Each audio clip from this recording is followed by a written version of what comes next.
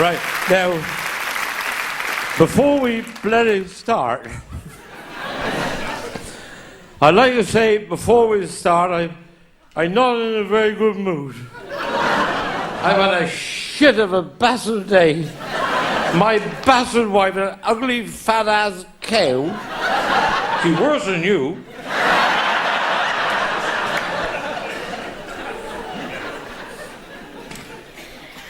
She kicked me in the back last night. She said, "Me husband's home," and I, like a bloody fool, jumped right out the window.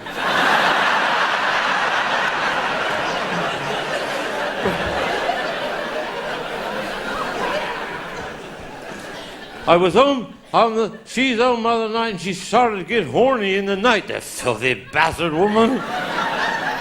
I said, "I can't bother her with that, I got a headache."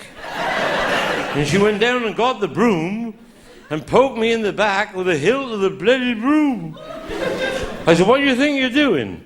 She said, "This is what you do to me when I got a headache."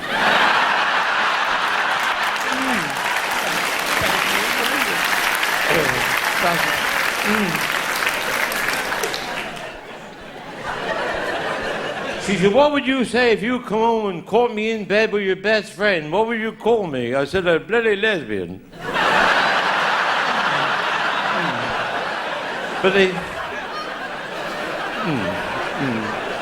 these women, I think now we got these women in, boys, it's time to lock the door and give you buggers a lecture on what a selfish lot of twats you are. Yeah. When we boys say Friday night, we're just going out for a quick half, darling. Bastard woman. I went out last Friday. Well, I was home by Monday night.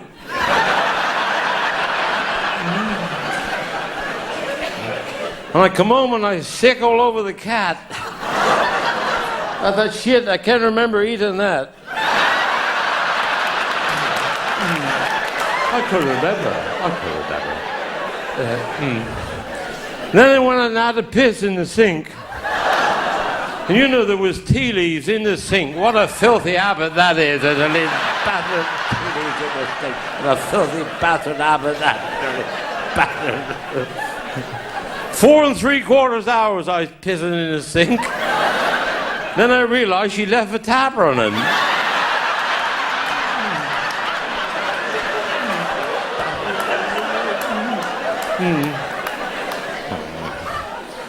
But it was an awful atmosphere. Well, it can't have been my fault. I wasn't there. And then my daughter, she's playing hockey for Campbellford hockey team. Well, the man is giving the girls too much steroids up there. He's giving these girls steroids, and she come to me last week, "Daddy," she said, "I'm growing hairs on my chest." Christ. I said, "How far down do they go?" She said, "Right down to me bollocks."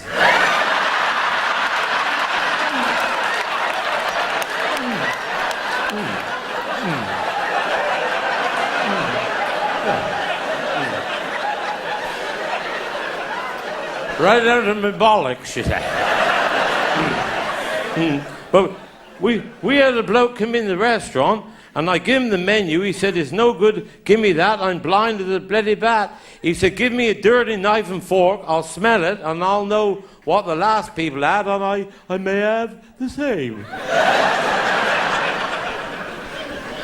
Well, I give him a knife and fork. Oh, he said, "Egg, bacon, and sausage, and baked beans." He said, "I haven't had that for a long time, that's what I'll have." So I said to my wife in the kitchen doing the cooking, I said, "That bloody fella just smelt the knife and fork. He knew exactly what the last people had." She said, "That's bloody brilliant." Well, it was, wasn't it? We come in the day after, I give him another dirty knife and fork. He said, "Oh, cauliflower cheese." He said, "That's good. I haven't had that for a fair while." Well, I said, "We'll try him tomorrow. Get the knife and fork, rub it in your fanny.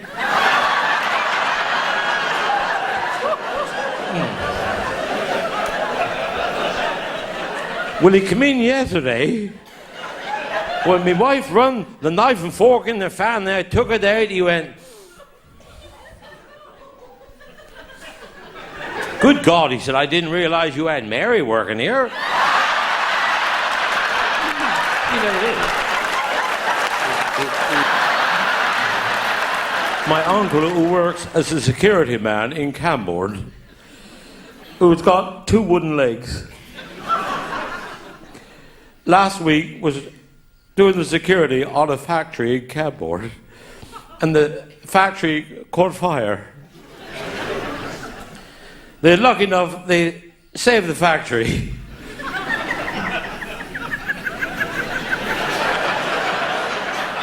But my uncle was burned to the ground.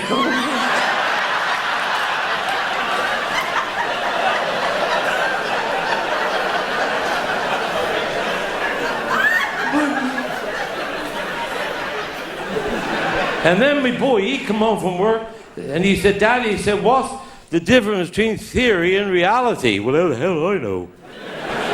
I said, well, I'll give you an example. He said, well, I've been told by the teacher I've got to learn the difference between theory and reality. I said, well, go and ask your mother if she sleep with a plumber for £1 million.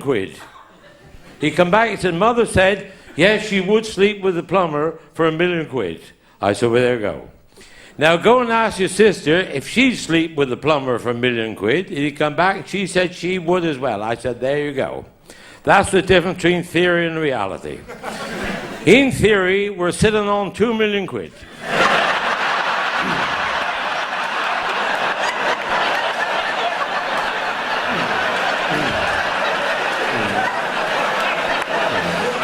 In reality, we're living with a pair of slappers.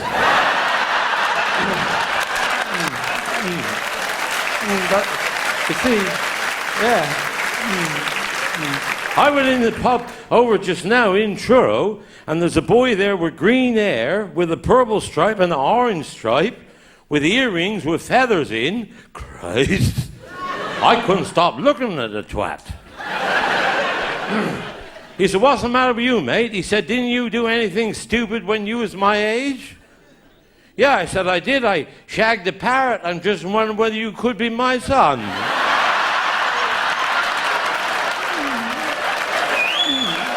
It could be. Good. Last week we went to play golf, 3 of us.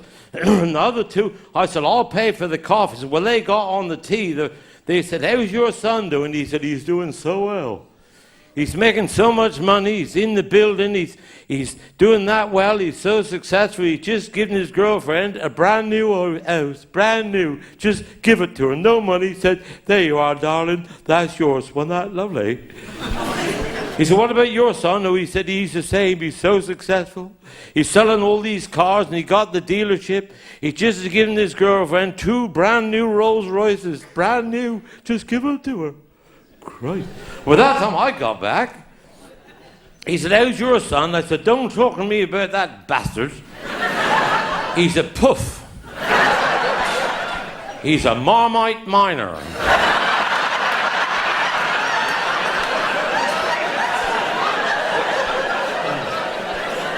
He's a disgrace to the family. I don't want to talk about some of his boyfriends. I said, they're very generous. They must think a lot of him. One of them just gave him a new house, and the other one 2 brand new Rolls Royces.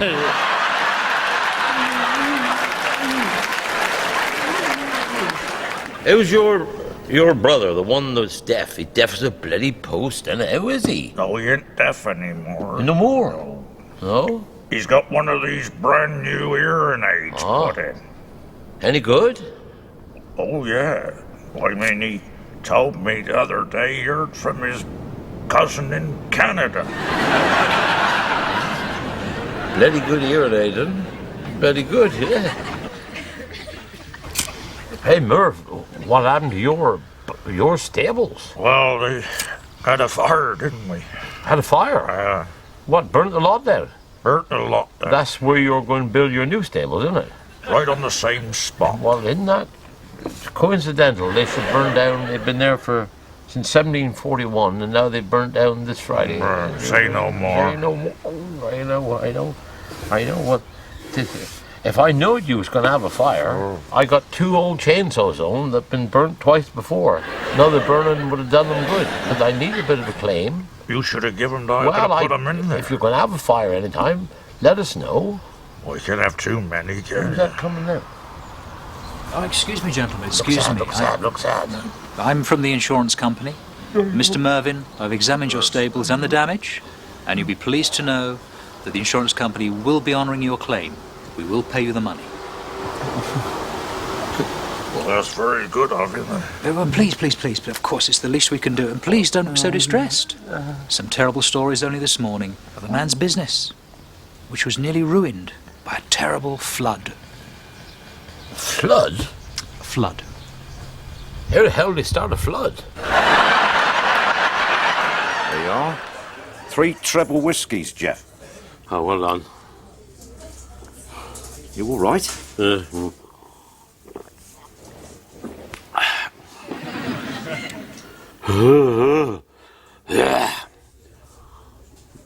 I'm celebrating a blowjob.